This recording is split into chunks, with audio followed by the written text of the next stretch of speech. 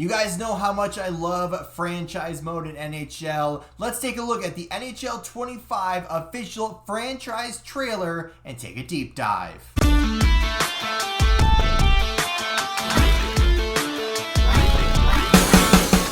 What's going on, guys? Jay Hoyt back with you today. Welcome back to our second video regarding NHL 25. This time is the official franchise mode trailer. We're taking a deep dive from EA Sports. You guys know, right? We play a lot of franchise mode. We play it on YouTube. We play it off of YouTube. We play lots of franchise modes or GM modes, manager modes, whatever they're called, right? I've always been playing them. Always one of my favorite things to do. Always trying to be the best team in the league. So for context, right, last video we took a look at the kind of first looks at NHL 25 with a couple of new things, and this time, right, this is the franchise mode trailer, and I actually have not seen anything because as I'm recording it came out like 3 hours ago, so have not seen anything with this. So this will be my kind of live reaction, and maybe we'll stop it right in the middle, or if it comes up with like different points or different things, we can talk about it, you know, going forward. But let's take a look. Right, first thing, let's start this video and look at the deep dive.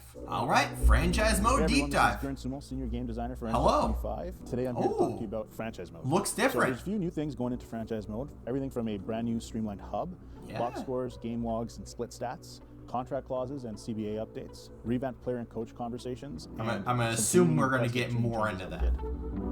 Okay, all right, franchise hub. Over here we have our brand new streamlined hub. It's a unique change from previous years. The goal here was to make less tabbing and surface more information for you as users. I like that a lot. Get the most information possible to make educated decisions. So you'll see a brand new quick links on the left-hand side here. Everything that's really important is showing up here. So all that stuff that needs to be done on a more regular basis is there at your fingertips. So the first thing I'll say, right, I like the quick links, right? Don't get me wrong, right? They had that little thing kind of, I think, what was it, in the top right? I appreciate that. But one thing, I don't need to know about my coaching staff in November, right? If they would have changed those kind of quick links to things that are more prevalent to the time of year, like typically if we are, I mean, what's he using? Vancouver, right? So they're 8-7-3. They're doing okay. It's November. I don't really need to know about coaching right now. That's kind of like an off-season thing. Or if your plan is to, you know, go fire your coaches or bring in somebody else, then that's something I'm going to be doing as a more special thing and a more rare thing than a quick thing, right? That's not something you're doing all the time. But like he said, completely different looking here. It looks amazing, honestly, right? Some of this stuff I probably won't care about too much. I mean, the projected goalies is cool. The matchup stuff on the right is cool, but at one point, like, I'm not gonna care, right? If we're going into like playoffs, I would care a little bit more, or towards like the end of the year, I'd care. But for the most part, personally, I don't think I really care about it. But it's cool that it's there, right? It's just an additional thing, change things up a little bit, and you know, it's cool. All right, let's keep going. You'll also notice a bunch of new widgets that are on the screen. You'll have the projected goalie widgets. I'll show you the goalies that are about to start for projected goalies. That's cool. As well as on that right-hand side, a matchup widget. Don't really care, but how you're matching up against the opponent you're about to play, as well as the conference standings. Okay, so you got a couple of things over there. You got team standings, which is a little bit different. So it looks like it's just switched up in between Eastern and Western Conference, as well as by division, right? So yeah, Pacific Division, and you have the Central Division on that screen. The other screen will be your Eastern, your Metro, and your Atlantic. So that's really cool, right? The ability to see kind of the full, standings, right? That you could see games played, win, loss, overtime loss, and points. So that's pretty cool. Division standings, your team leaders. Team leaders, okay. Forward points. Okay, so forward points, defense points, goals, assists, rookie points, and goalie wins. Interesting. Defense points. I don't know why a goalie is in rookie points, but we move on. All the way down to rookie and goalie wins. And then you have your league leader stats as well. And then on top. That's kind of cool. League leaders in, I don't know what all the options here, probably points, goals, assists, and what's the fourth one? whatever the fourth one is. But that's really cool. You get to see everything. Added the ticker that's in the trade deadline minigame. I mean, the ticker, wins leader. I mean, that's kind of like a baseball thing more than anything, because like most likely I'm not going to care too much, kind of live, especially in November. But cool, right? I'm not going to really complain about it because it's just something new and exciting to add into the game to make it a little bit more exciting. Bottom, which will continuously feed you information as you go from screen to screen as well. It's like something I'm not going to care You're able to access the calendar and then also tab through to go through all the various tabs that you would have had access last year, in addition to a few new tabs that allow you to talk to players and coaches. Going into box scores, we'll bring up all the games that are played in the NHL. So all 1,300 plus games, or if you have a custom league, all however many games you've chosen to do. You can go to any game, not just your own teams. You can go to any game and select a game and view the box score. That's for that game. awesome. You can view the events that are from that game, who scored, what penalties were there, as well as the stats for each individual player on both teams, and including the 3 stars as well. So you'll get a really good snapshot of That's every really single cool. game I like that a lot. Happens in the NHL. And to feed into that stats motif that we got going on, we also have added new game logs and split stats for each individual player. So if I go into Elias Pettersson here, I can check out his full career stats, and you'll notice that there's a new filter that's shown here, which is full career stats. Now you got game logs and split stats. So if I go into game log, I can look at every single game that he has played in this year, the standard stats that we track from minutes, shots, goals, assists, points, with date of the game and the opponent of the game as well. So you can see how that player is doing against every single team on a per game basis. In addition, you can also see the split stats. So you can see their last 10 games, that's their super cool split, their away split, their division split, conference, and on top of that, their monthly and then their per team stats. So how they have done against Florida, how they've done against Edmonton, Chicago, etc. And that's then lastly, super cool. We've also added an awards tab to the player info, and you'll be able to view any award that player has won throughout their entire career. They do that in baseball. So it's not just the last 5 years. If you have Alex Ovechkin, could be something that he won back in the 2010s. All that shows up on this screen and for you to play and look at with throughout the course of franchise mode. That's awesome. Contract negotiations. Okay. One of our biggest fan requests is we added no move, no trade clauses to the game. In addition, we also... No move and no trade clauses in the game? That's awesome, but let's figure out how they work, because now I'm interested. Called our contract negotiation system. Is there like counter offers now? You'll notice when you come into the free agency screen, you'll see an org interest bar. Every single player has a contract interest bar and an organization interest bar, and those will now dictate whether or not a player will want to sign with your team. So if a player has a very low organization bar, you may need to convince him to actually join your team. Those 2 bars now dictate who you target in free agency, because it may not be possible for you to get the best free agent because they may not like your organization because of the taxes that you have, the market size that you have, your status as a contender. If they want to be playing on a championship team and you're a rebuilder, they may not want to join your team.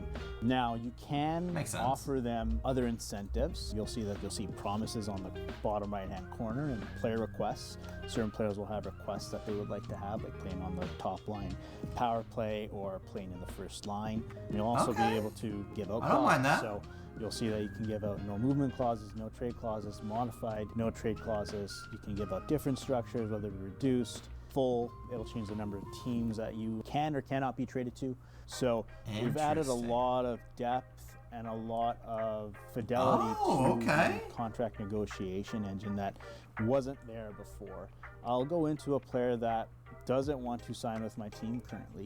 Give you an example of what I mean in terms of you have to persuade that player. Now, Sam Bennett here doesn't want to join my team. You're able to do certain actions to potentially win them over. You can charm them. You can gain some organization interest if they take to it. So in this case it did, which is great.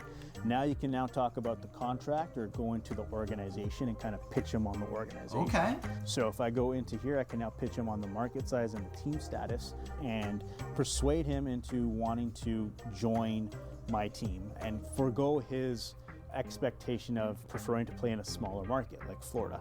So in this case, it's very risky to do so. It may negatively affect the organization, which may basically mean I'm out of the running completely. But if I do persuade him and it is successful, I can get him to join my team. So in this case, it's successful. I don't mind that. If we go into organization, you'll see the bar go up to full. So now I have persuaded him into wanting to potentially join my team, which is huge. So he went from not interested at all to being persuaded into joining my team, and now I can go and offer him a contract. The first offer that you see here, the number of years, will always be what that player wants. You can go through and select different years. They may or may not accept a 1-year deal. So if you do select 1 year or 2 years, they may say, I'm not interested in that, and just end the conversation there. But if you go into the 4 years, they will let you go in and start negotiating. So negotiate, we'll try to make a more team-friendly deal. I like so the higher your organization bar, the more likely you can negotiate a player down in salary.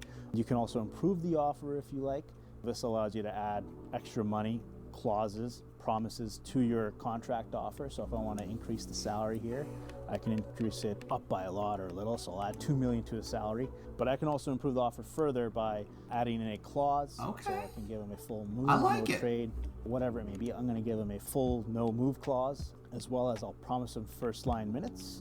So he will more than likely now want to sign because I have given him the world. You can also table the contract as well. So if you think you've negotiated a deal with the player to the sense, but you want to try out and sign another player just in case, you can table the deal. There is a risk to this, obviously. If another team steps in and offers a contract to them, they may get taken and may sign with another team. So it's kind of a risk reward on your aspect of it too, whether or not you're willing to take that chance. So in this case, Sam Bennett accepts your offer because it was so good. I gave him a full no move. I gave him $2 million more, and I also gave him a first line promise. So he's now on my team. So I can literally convince him from not wanting to join my team to joining my team through the power of the conversation. I don't mind that. So next up, with the addition of no move and no trade clauses, obviously when you want to go and trade a player that has a trade clause, you're going to need to figure out what team they can or cannot be traded to. So if we go into Aaron Ekblad here, you'll see he has a modified no trade clause, and you can go into the new contract info screen that shows you the trade clause, the years that are left on the trade clause, and the team I don't mind that. Trade that player to. So on the right hand side, there's a tradable team list. He can be traded to 20 teams, and there's 12 teams that he has a no trade for. So if I go to Anaheim or Boston or Buffalo, he is an eligible player for me to actually put on the trade block. If I put him Answer on my question before I even asked it. Doesn't have a trade clause for, I would need to actually convince Ekblad to waive his no trade clause. So you can go into the proposed trade screen, select the player that you want to trade, and it'll automatically have you initiate a conversation with them. And you'll see that I'll have to persuade the player into waiving their no trade clause. If failed, which means I can no longer have Ekblad be eligible to be traded to the Carolina Hurricanes. The other way to get them to talk about their clauses or their options is to actually go in through the new franchise hub. So if I went into Matthew Tkachuk here, I have different options to have him potentially waive his clause or change his clause for the year. I'm able to get him to maybe give me a list of 1 team, 2 teams, 3 teams, or outright waive his no trade clause. So I'm going to ask him maybe give me. I have one thing in mind, but I want to let this finish first. Potentially go for. And in this case, he actually did. So now I can go into Matthew Tkachuk's player card and figure out who he actually wants to be traded to. Now you can see that he has a modified no trade clause. But going to his contract info, he wants to go to the Montreal Canadiens. So I can now add him to the block for the Montreal Canadiens, and then you'll be able to make a trade. The conversation engine allows you to kind of have a little bit of flexibility and how much you want that player to waive, whether it be a fully waive their clause or to kind of select a certain amount of teams. It allows you to pick a riskier or a less riskier option to give the player still some agency as well. Okay, so let's, this is really good. This is about to be what I was going to talk about.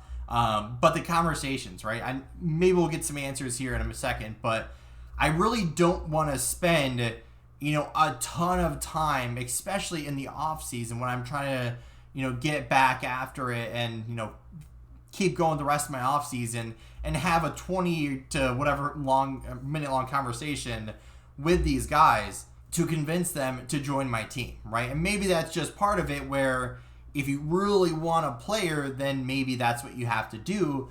But in this case, is there any type of counter offers, or is it just kind of you have to try to convince them, or is it all around the conversations? Because sometimes if you don't want to do the whole conversation thing, then you'll just pick a different player most likely. And I'd be worried, right? If I really wanted, in this case they used, who was it? Sam Bennett.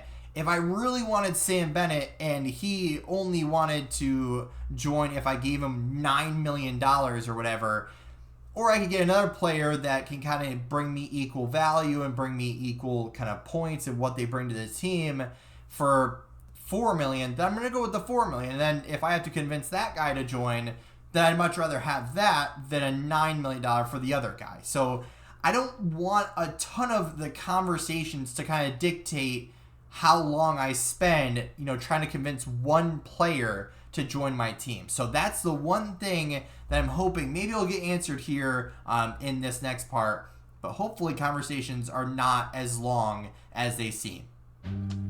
Another new feature that we've added is our brand new conversation engine. You've seen a little bit of it in the no move, no trade, but we wanted to make every conversation feel important and have a meaningful impact on your team. Well, you better make it sound important. Time conversations where players are complaining about things. It's now more of a proactive system where you are now assigning players goals or trying to make that player better or try to fit into your system as you need to. If I go into Korchinski here, you'll notice that there's two options for me to select from: season goal or on ice play. Each of these has their own subset of items that you'll be able to select through. For season goals, this actually influences player development, something that in the past you as a user didn't really have a lot of influence over. Now you will with season goals. So season you can goals, select the season goal. You'll have here winning games. What are we thinking? Short-term goals. So these are half-season goals. They're shorter goals and they give you less of a reward potentially. Okay. And then we have long-term goals, which allow you to perform a stat challenge, an award challenge, and then an X Factor challenge. These challenges allow you to give a player potentially an X Factor ability, whether it be a zone or a superstar ability. Award challenges are asking a player to win an award, and by winning that award, they may gain attribute points as well. And then you have stat challenges, which you may ask a player to score X amount of goals, assists, or plus minus or block shots, and they will gain potential ratings impact on themselves I don't mind based that. off of completing that goal.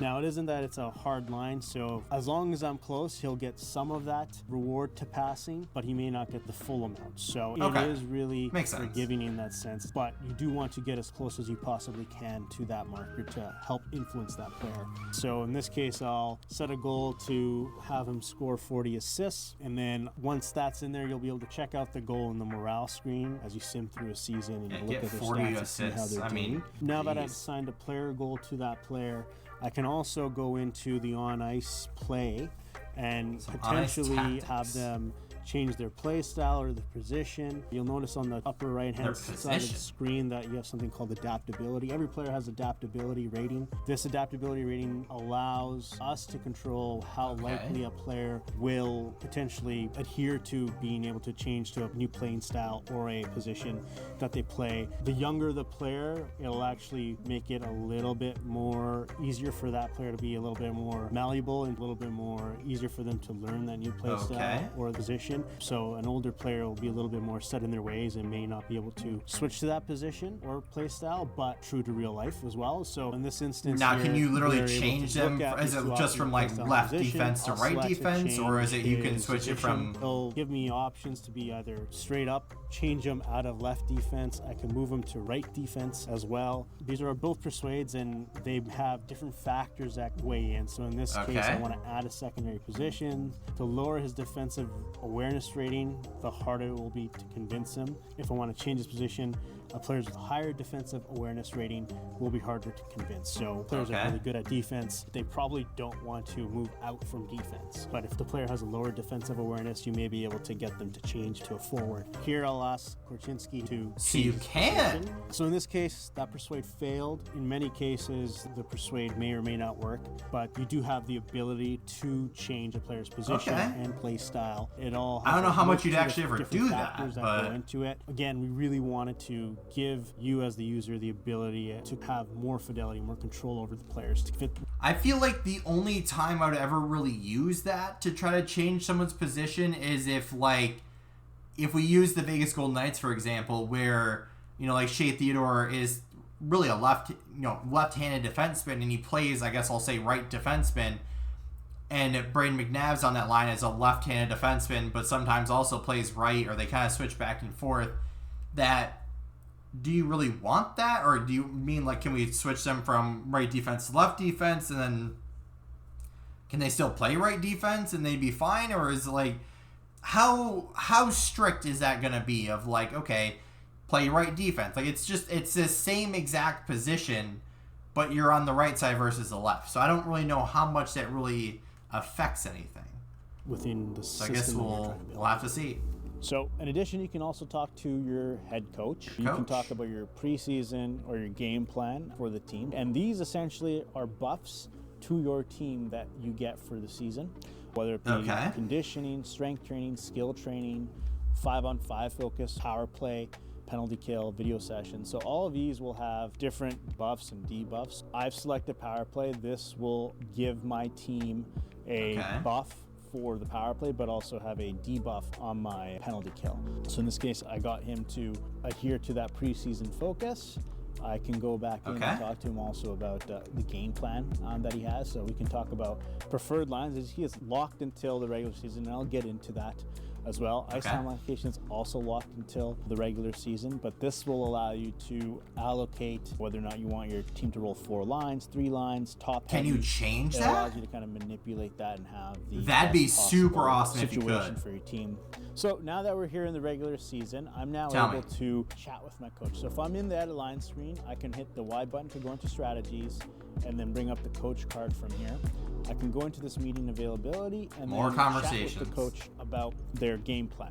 So I can now talk to them about their preferred lines or ice time allocation, as that's no longer locked. I can get them to potentially change those things. So in this case, I want him to reorganize or lock players into certain lines. I can now do so. I persuaded them into being open to it. If in the instance where it fails, you can still force the coach to go through this flow.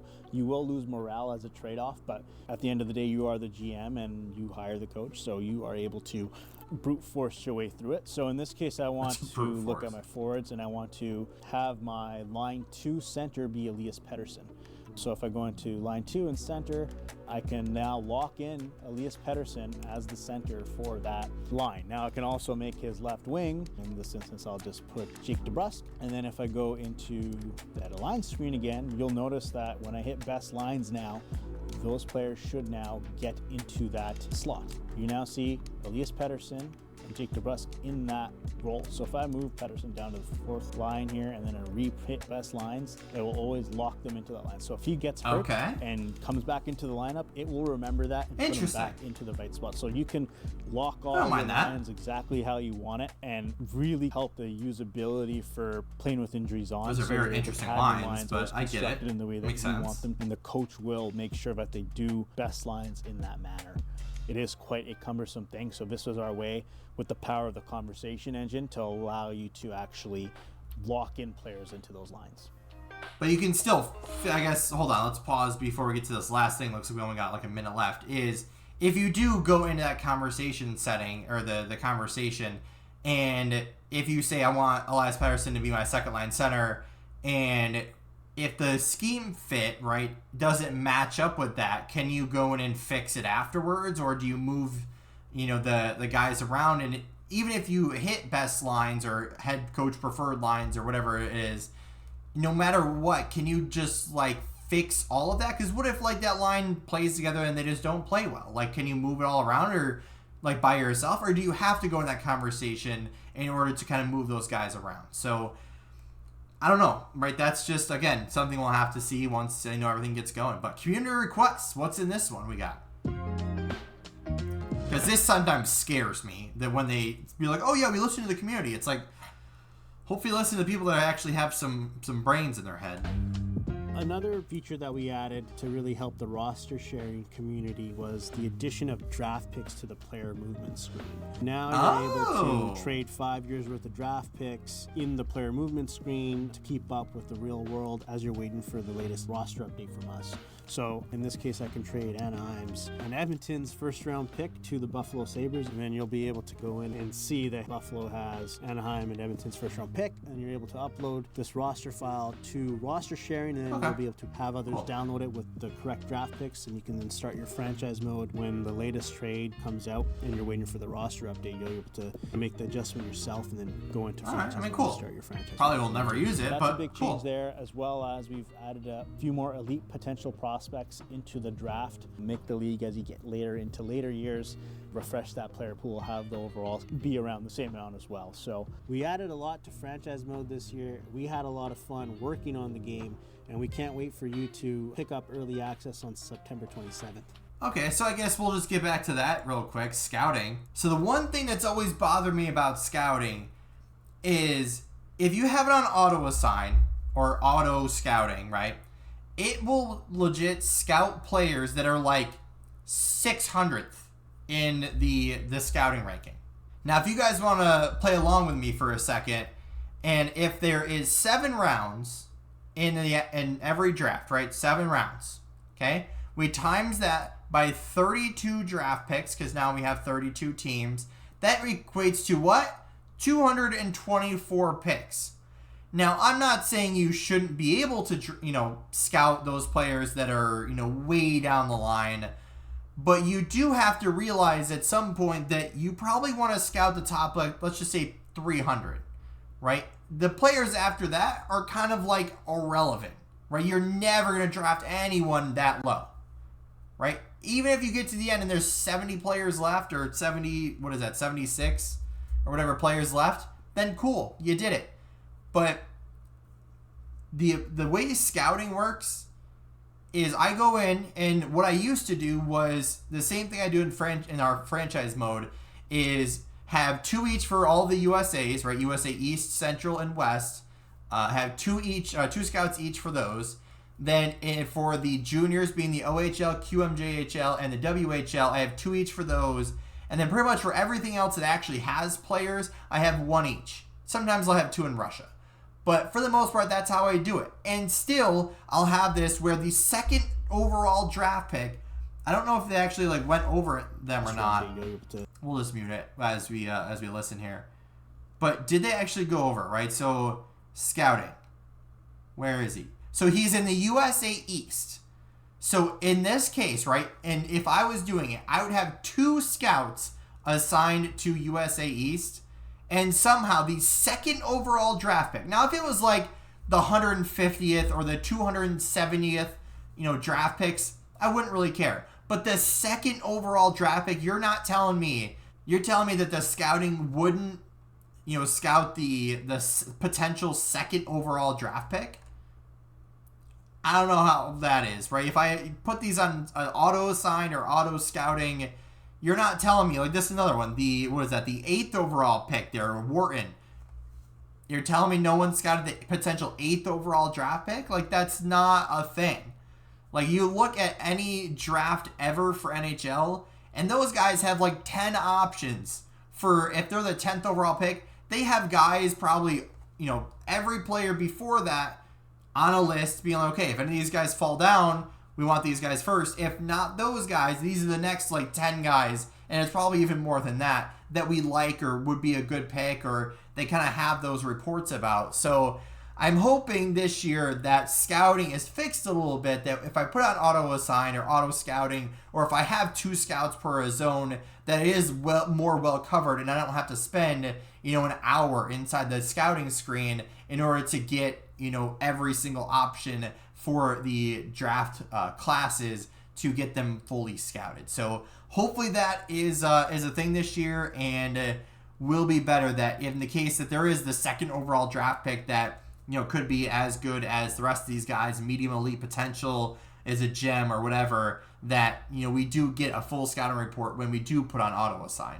But with all that being said, guys, thank you so much for watching. Again, let me know of your thoughts and comments down below on the franchise mode deep dive here. What are your guys' opinions, right? Do you like what you see? Do you not like what you see? Is there something they didn't talk about that you'd like to see added?